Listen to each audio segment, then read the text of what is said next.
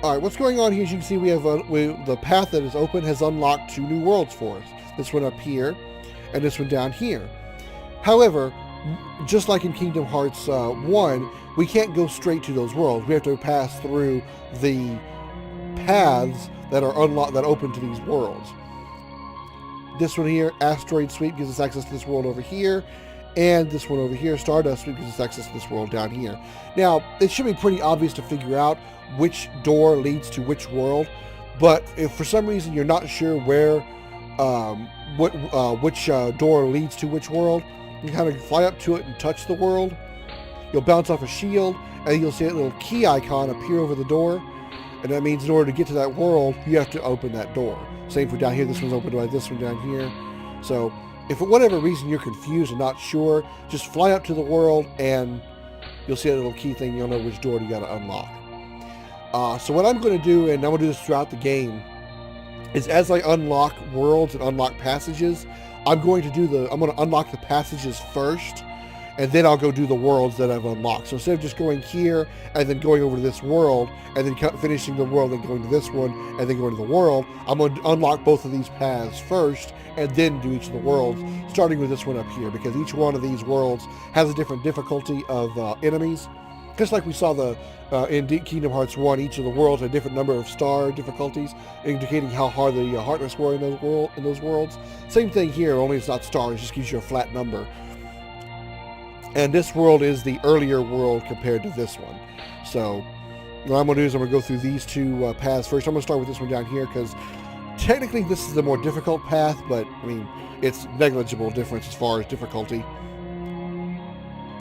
And one good thing about the passages in this world is while you can make your own ships in the gummy garage, just like in Kingdom Hearts 1, here in 2, they actually give you ships that you can use as you complete these paths, like as a reward for completing the paths. And I'll show you what I mean once I get through the world. So let's go ahead and pass through here. Go through Stardust Sweep. Here's the gummy editor where you would actually go into the gummy garage and build your ship. I might make one of these, I might not, I don't know. It's not really critical because the ships they give you to go through the worlds are good enough for what I need to do. And all you have to do for each of these passages is literally to just survive to the end. You don't have to do any kind of special objectives or anything of that sort. Just like in Kingdom Hearts 1, all you gotta do is just survive to the end.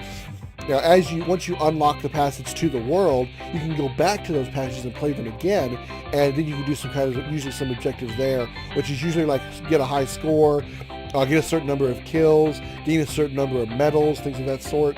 And those are when you probably want to make your own gummy ship for, so you can change your ship to the situation that you want to do. Like if you want to if you want to have a lot of firepower, you can build your ship for that. If you want your ship to be fast or heavily maneuverable, you can build your ship that way. But for me, I'm just going to go with just the default ships that we get through doing these things, as they'll be sufficient for what I need to do. As you can see, we've got 3 different levels of ships. We've got sample blueprints, special models, which are, I think these are like rare ships that you can get throughout the game. And you got original blueprints, which is obviously ones that you created yourself. I'm, like I said, probably never going to build my own ship, so I'm never going to use this. And sample blueprints are the ones that you get throughout progressing through the levels. And obviously we start with the Highwind, which is the default first ship. Lower right hand corner shows you the stats of the ship. The top one, we'll go in a clockwise order on each of the icons. The top icon is the shield. It's 177. That's its HP. Going to the right of that one in the upper right hand corner, the one that has that orange gun on it with the like a spear behind it, it says 275. That I believe that's its firepower.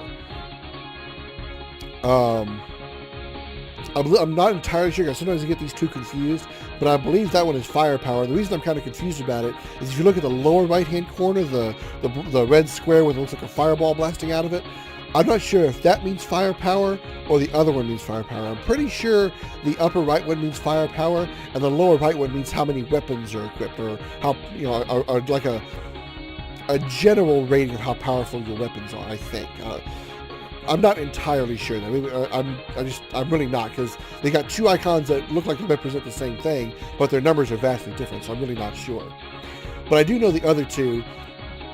The lower left-hand corner with the little wing on it, it's the number 8. That shows your maneuverability. So as you create ships, if you have you put a lot of wings on it or some maneuverability items, things of that sort, you're going to increase your maneuverability, so you fly around the screen just a little bit faster. That's good for trying to avoid obstacles or avoid enemies that like to try to collide into you and stuff. Those are really, having high maneuverability really helps with that. The one to the upper left of that is the engine. That's a rating of 7 there. That's how fast you're going. That's your speed rating. For my recommendation, if you want to build your own ships to go through these missions, I would recommend focusing heavily on speed and maneuverability, and maybe HP, because you're not really going to be worried too much about your firepower, because all you've got to do is literally survive to the end of the levels if you're just trying to open the paths.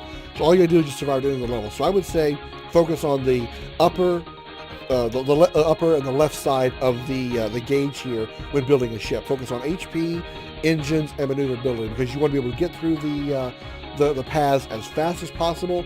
And of course, if you make a mistake and hit too much stuff, you want to have the HP to be able to handle it. And you want to have the maneuverability to be able to avoid obstacles and other enemies that are trying to run into you. You really don't need to worry about firepower too much, because all you're trying to do is just survive. And while shooting helps you survive, having a lot of HP and speed means you'll reach the end of the route quicker. Okay, with that said, let's go ahead and launch the high wind here. You get a little cutscene here anytime you launch a ship, which you can skip at any time, but I'll show it off this time just because it's new. And once you pick a ship, you've got one more chance to decide whether or not you actually want to take this ship into the battle or not. You get an option here that says start or abort. There it is, start abort. If you realize you want to use a different ship, you click abort. If you want to use the ship that you got, click start. You'll see Chip and Dale give you a salute. Good luck! Sorry, it looks like Star Fox to me. But this really makes it remind me of Star Fox more than King Hearts 1 did.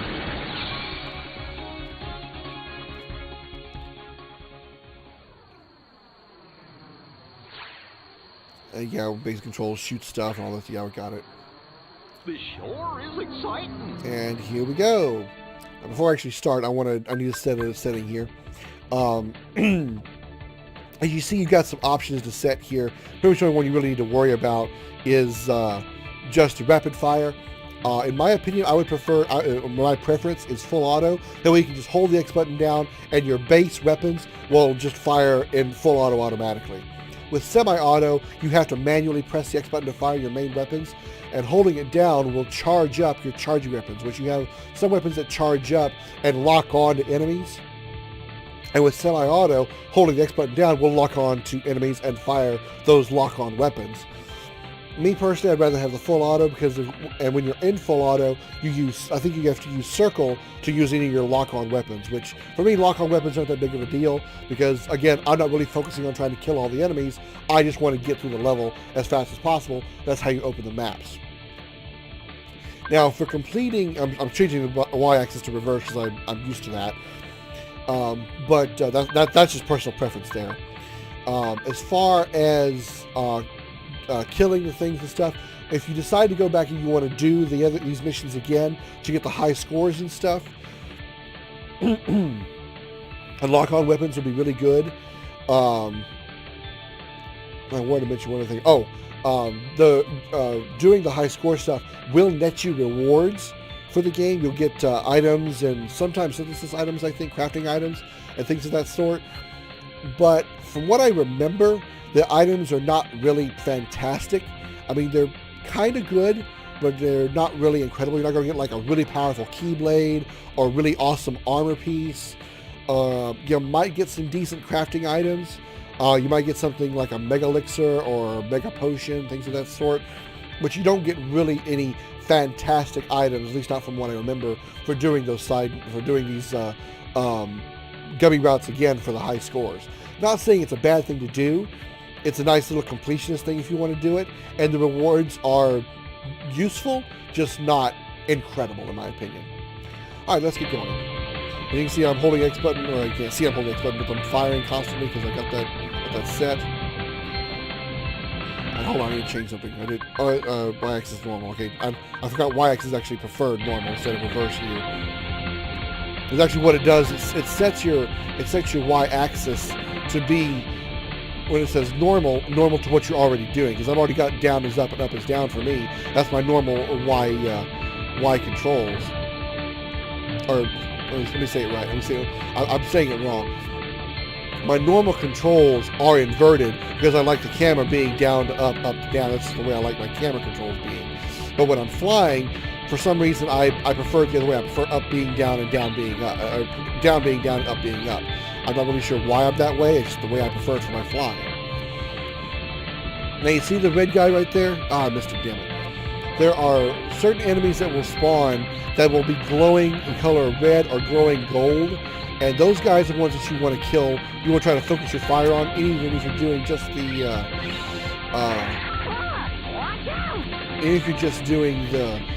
trying to clear the routes, because those guys will give you rewards. They'll give you treasures for defeating them, and obviously like bosses will too, like that guy. They will. But those glowing guys will give you rewards that will usually they're going to be mostly gummy pieces, I think. But they can give you some pretty decent rewards that actually help you out for building ships.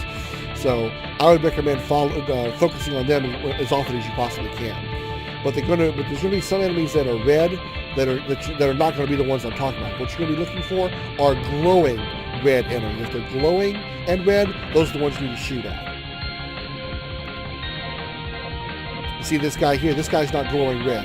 This guy with the little ring here, he's not glowing red. He's just a regular red enemy. But if they're glowing and they're red, or if you know what the normal color of those enemies are, and you see a red one, those are the ones you need to focus on.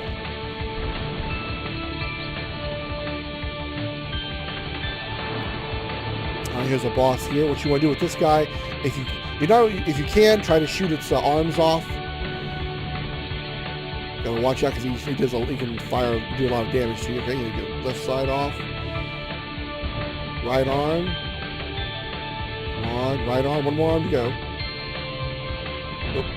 Didn't dodge that. Come on, a little bit more. Got him. All right, now he's going to kind of go ape shit, just do a lot of firing at you. But you best try to avoid all that and shoot him. Okay, there we go.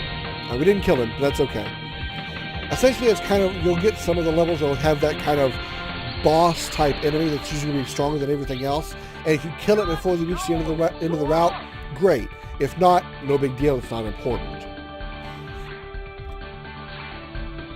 Obtain the recommended blueprint. Recommended blueprint.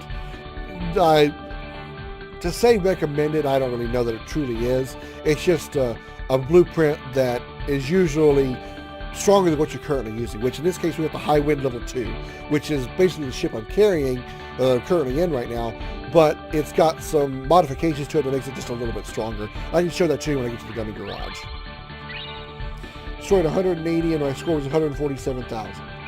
You look at the treasure list here. I missed 1, 2, 3, 4, 5, 6, 7. I missed a lot of treasures. So yeah, I didn't get very many of those colored ships that time, the colored enemies that time. That's okay. But you see what you got. You got heal upgrade, fire G, bubble helm G, fire G, and material G times 10. Which again, just like in Kingdom Hearts 1, anything that ends in G is a gunning piece. So that's okay. And do a great job of getting all the treasures, but that's okay. All I'm trying to do is get through these parts. Alright, and with that done, we've unlocked access to this world here. Now you just can go up to it, and it doesn't go ping, and I go bouncing off that. I can now land here. But first, I'm going to go up here and do the asteroid sweep, unlocking access to that world over there on the right. I'm just going to start straight ahead. Now you can see we've got the new ship. We've got the high wind level 1, or just the base high wind is what it is. We've got high wind level 2. Which you can see has much more HP. It has an HP of 266 as opposed to 177, and has maneuverability of 10 instead of 8. So I'm going to go ahead and go with the high wind level 2. Start, and skip all this.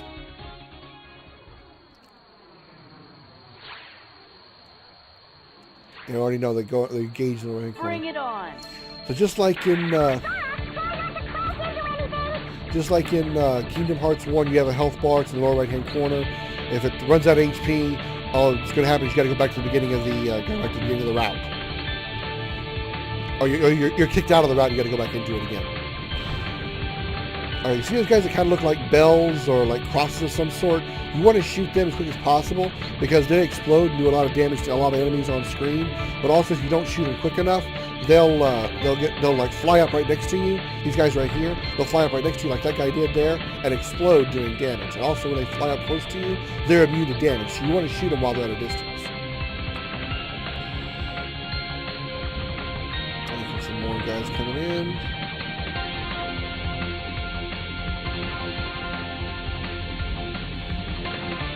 I see this red guy here. There's one of the more important ones there. He's glowing in red, so we got an item for him. There we go. Thunder G. Not bad. All right, these guys here with the shields on the front, they're immune to damage until they're immune to damage from the front. You have to wait till you end up behind them in some way in order to attack them. Which usually they're going to end up just like spawning and kind of flying like past you. That'll allow you the time to hit them. They're never going to be just sitting there in front of you waiting for you to hit them. So far, doing a pretty good job of getting all the secret item. Ooh, there's a gold one. There we go. Nice. Got him. Pretty good job getting all the treasure enemies this time. As you kill the enemies, you see these little gold coin-looking things coming for you. Whenever you're playing this mode for the sky scores, you want to gather as many of those as you can. Focus on those heavily. Focus on those heavily, and you'll get a lot of points that way. All right, nice. Got that gold one too. I'm doing a real good job getting all the treasures in this one. Here in this mode, don't worry too much about those coins. Just, again, survive to the end.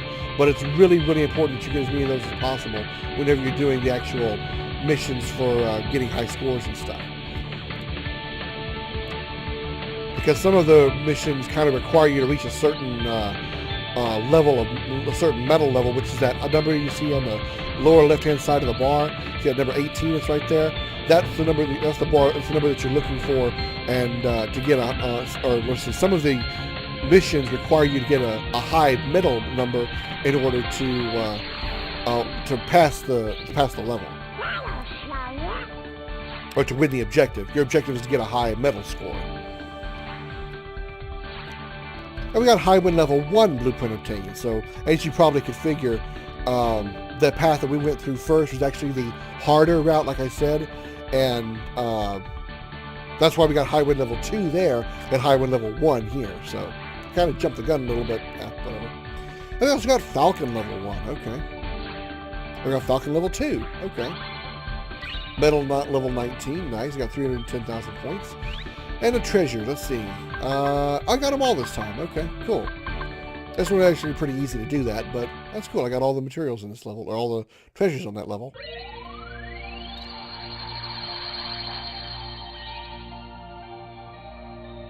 And we've unlocked access to this world over here. And this is the one we're actually going to go to now. Before I actually land here, I'm going to go ahead and throw down a save and be right back.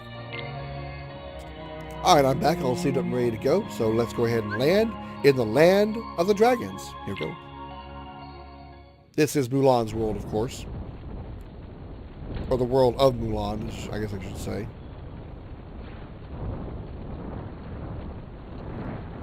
So, we haven't been to this world before, obviously, because we didn't visit in Kingdom Hearts 1. But there is a character in this world that we have had with us. For those of you who've never seen the movie Mulan, that's the bad guy. See that, Mulan? You can tell because he has evil eyes. Come and he's standing in the middle of a this burnt is your village. Big chance. I can see it now. Fa Mulan whoops public enemy number 1. You're gonna be famous. I'm talking A-list. Mushu, I'm not sure. I haven't even joined the army yet. I have to take my father's place to preserve the Fa family honor. I just hope I don't get discovered. Whatever. You're just scared. Admit it. Aren't you? They got Eddie Murphy to play that role. That's pretty cool. I think that's Eddie Murphy. Huh?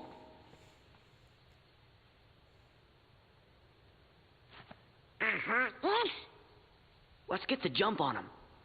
Gorge, maybe we better look before we leap. Nah, what's the point of that?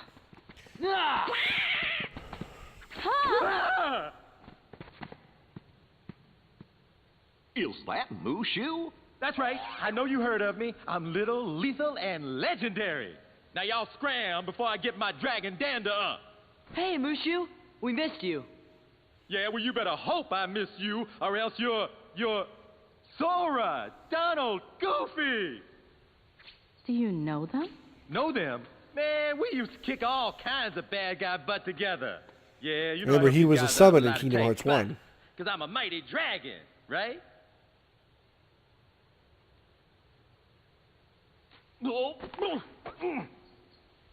Something like that. And you are? I'm Mulan. No, I mean, Ping. just Ping. I am Ping, son of Fazu. You know Mushu? Mushu's one of my family's guardians. We didn't know we were borrowing somebody as important as a family guardian. Yeah, that's right. And that puts you three up to your eyeballs in debt to Ping here. Well, guess what, kiddies? It's payback time. Mushu. Ah, they don't mind. Ain't that right? Sounds fair.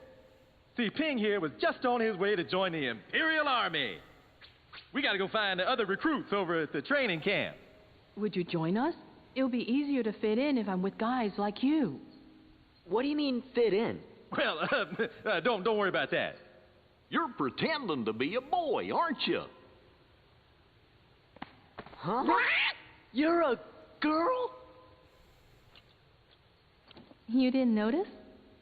Not me. I think it's working. I don't know. Those two would fall for anything. I'm right here. If Sora can't tell a guy from a girl, he's going to have issues with Kairi. Kairi's going to be very disappointed.